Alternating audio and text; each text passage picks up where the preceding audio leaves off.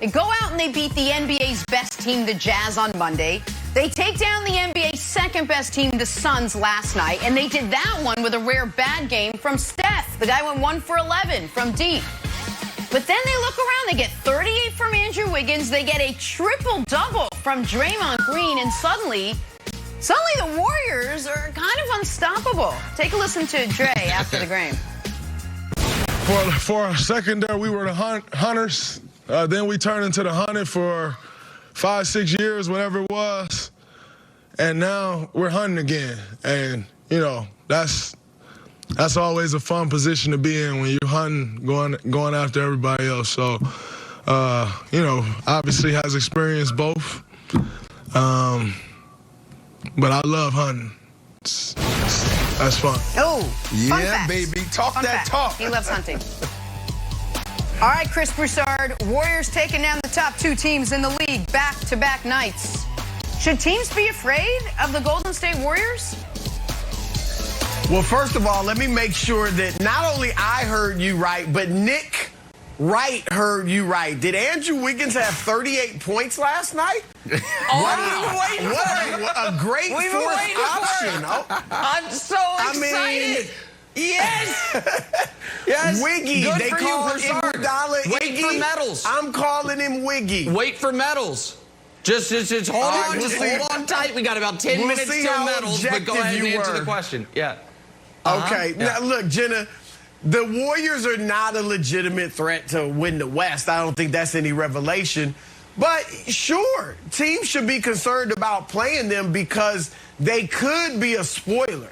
They could either make it incredibly tough on one of the top seeds or even upset one of the top seeds. They've got major championship pedigree and medal with their two best players. We know that. Steph Curry, we obviously know what he brings. Anytime he steps on the floor, he's going to be dangerous with his shooting ability. And Draymond has started to score a little bit better recently. And people have been ripping Draymond. But he has not had a bad year. He's not a scorer, and he hasn't scored for the most part. But as far as playmaking and defense, he's been very good. And I agree with him totally.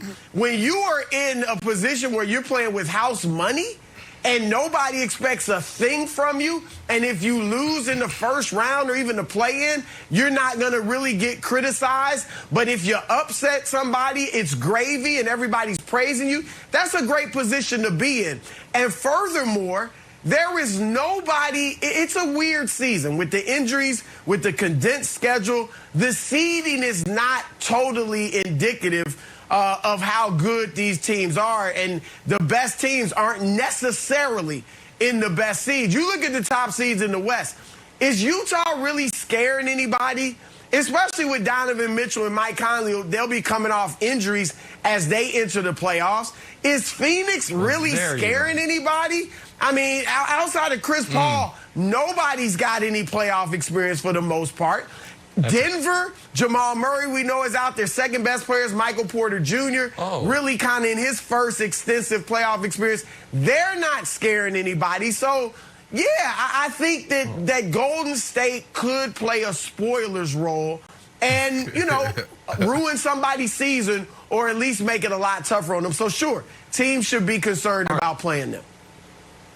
So I was with you all along until you said people aren't scared of Denver. I mean, Denver's got the league MVP, right, Broussard?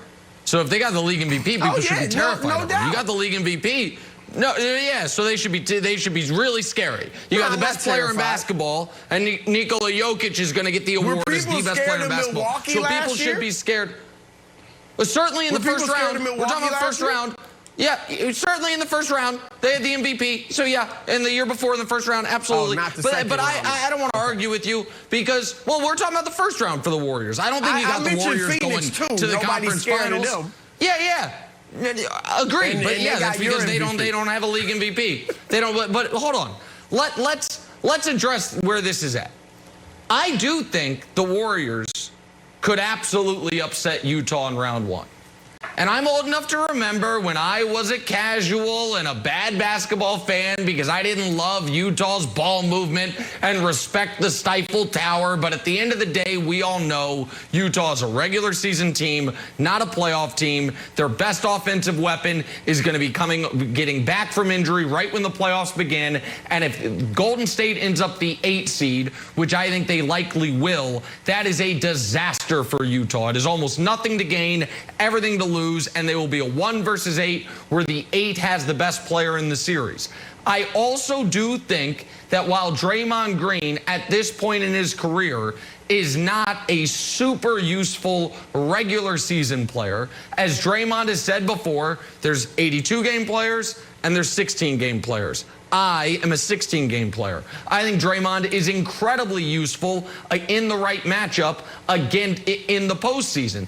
And if we remember Utah, who's going to be the 1 seed, it would look like after Phoenix's loss last night. If we remember Utah last year in round 1, Jamal Murray dropped 50 points every other game. Why? Because alleged defensive player of the year Rudy Gobert stands within 3 feet of the basket at all times, and he just gets free shots from the perimeter. Try that against Steph Curry.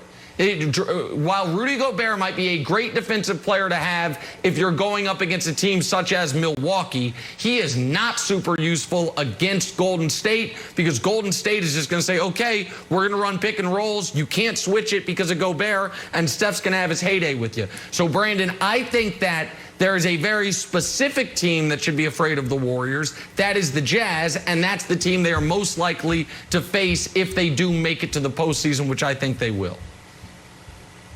I don't know, man. This is a simple answer to me, Nick.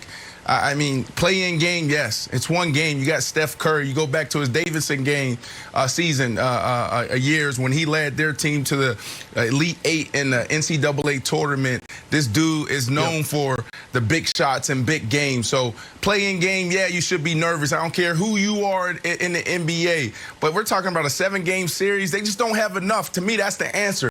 They don't have enough. I don't trust Wiggy. I'm sorry, Chris. Andrew Wiggy, he's a sub-20 guy. He's going to give you 18 points. That's what he's going to give you a night. So what he did last night, hats off to him. Great job. Playoff intensity game. He took it to another level, but I don't see him doing that consistently through a 7-game series. And then Draymond Green. Draymond Green, he's at his best when he has everybody around him. For him to be a focal point and be the second best player on that team, that's not enough for them to get past a Utah and not even the Phoenix Suns, who's struggling the last couple games.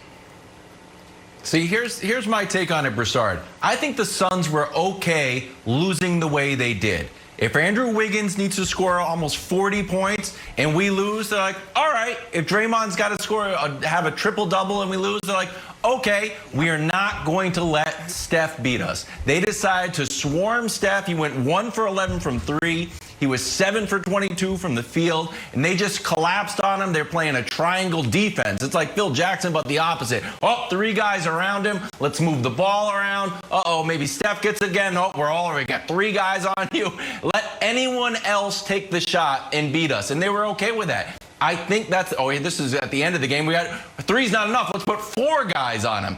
I think Phoenix was like, look, if we lose by anyone else beating us other than Steph Curry, so be it. We're not going to let Steph beat us. I think that is going to be a preview of what we see when teams need to match up against the Warriors. We're like, you know what? Let Draymond try to cook. Let Andrew Wiggins try to cook. We're not going to let Steph light us up and kick us out of the playoffs. Well, I'm glad you brought up Phoenix because Nick focused on Utah, and I get what he's saying. But Phoenix could be in trouble against Golden State as well. Look, Wilds, you're right. They loaded up on Steph. You just saw it from the highlights. It was incredible. If they do that, though, Draymond can play make. There's no that wasn't an aberration. He can make plays, and if he gets in the paint, he can finish. And Wiggins, it's not like Wiggins was hot from 3.